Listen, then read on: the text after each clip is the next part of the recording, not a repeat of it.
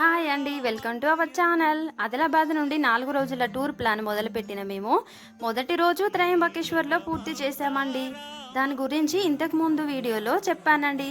చూడని వాళ్ళు డిస్క్రిప్షన్లో లింక్ ఇచ్చాను చూడండి. రెండవ రోజు త్రయంబకేశ్వర్లో ఉదయం స్నానం చేసి సిటీ బస్ ఎక్కి పంచవటికి బయలుదేరామండి.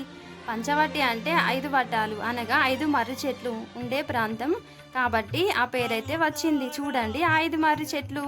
సీతారాములు అరణ్యవాసంలో చివరి రోజులు ఈ పంచవటిలోనే ఉన్నారు. అందుకే మేము పంచవటికైతే బయలుదేరామండి.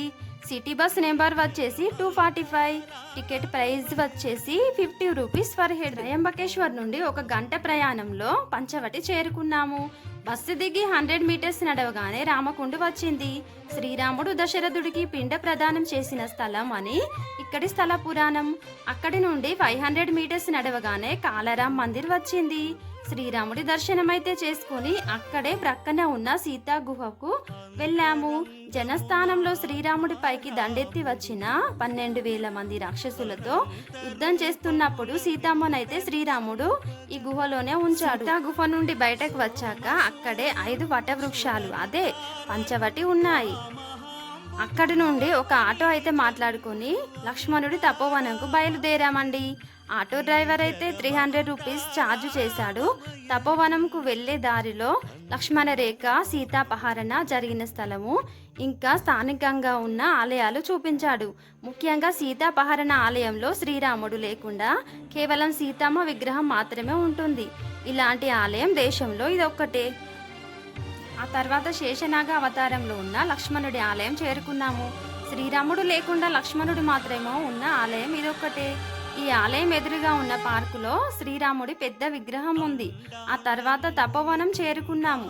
తపోవనం ఎదురుగా సీతారాముల పర్ణకుటీరం ఉందండి. ఇక తపోవనంలో శూర్పణఖ ముక్కు చెవులను లక్ష్మణుడు కోసిన స్థలం ఉంది. నాసిక కోయడం వల్ల ఈ గ్రామానికి నాసిక్ అనే పేరు వచ్చిందట. తపోవనంలో బ్రహ్మ విష్ణు మహేశ్వరుల కుండులు, సీతమ్మ అగ్నికుండు, కపిలేశ్వర సంగమ స్థలం ఉన్నాయి. తపోవనం ఎదురుగా సర్వధర్మ మందిరం ఉంది. ఈ ఆలయంలో అన్ని ధర్మాలకు చెందిన దేవీ దేవతల విగ్రహాలు ఉన్నాయి. గౌతమ బుద్ధుడు, గురునానక్ ఇలా అన్ని ధర్మాల దేవతల విగ్రహాలు ఉన్నాయి. అవన్నీ చూసి మళ్ళీ అక్కడి నుండి సిటీ బస్ స్టాప్ చేరుకున్నాము. సిటీ బస్ ఎక్కి రైల్వే స్టేషన్ బయలుదేరాము. సిటీ బస్ నెంబర్ వచ్చేసి 210. టికెట్ ప్రైస్ వచ్చేసి 30 rupees per head. Nashik Road railway station కు దగ్గరలో ముక్తిధామ్ అనే ఆలయం ఉంది. ఈ ఆలయం పూర్తిగా పాలరాతితో నిర్మించబడి ఉంది. ఇందులో బదరీధామ జ్యోతిర్లింగాలు అన్నీ ఉన్నాయి. అవన్నీ చూసి అక్కడి నుండి రైల్వే స్టేషన్ చేరుకున్నాము. మధ్యాహ్నం 3:30కి జనశతాబ్ది సూపర్ ఫాస్ట్ ట్రైన్ ఎక్కి ఛత్రపతి శంభాజీ నగర్ కు బయలుదేరాము. సాయంత్రం 6:30 వరకు ఛత్రపతి శంభాజీ నగర్ చేరుకున్నాము. స్టేషన్ బయటకు రాగానే ఆటో వాళ్ళు బాగా హడావిడి చేస్తూ చాలా ఇబ్బంది పెట్టారు. కానీ అవేమీ పట్టించుకోకుండా స్టేషన్ బయట ఉన్న సిటీ బస్ ఎక్కి సెంట్రల్ బస్ స్టాండ్ చేరుకున్నాము. బస్ నెంబర్ వచ్చేసి 41. టికెట్ ప్రైస్ వచ్చేసి 70 rupees per head. Central bus స్టాండ్లో మరో సిటీ బస్ ఎక్కి ఎల్లోరా అయితే బయలుదేరామండి.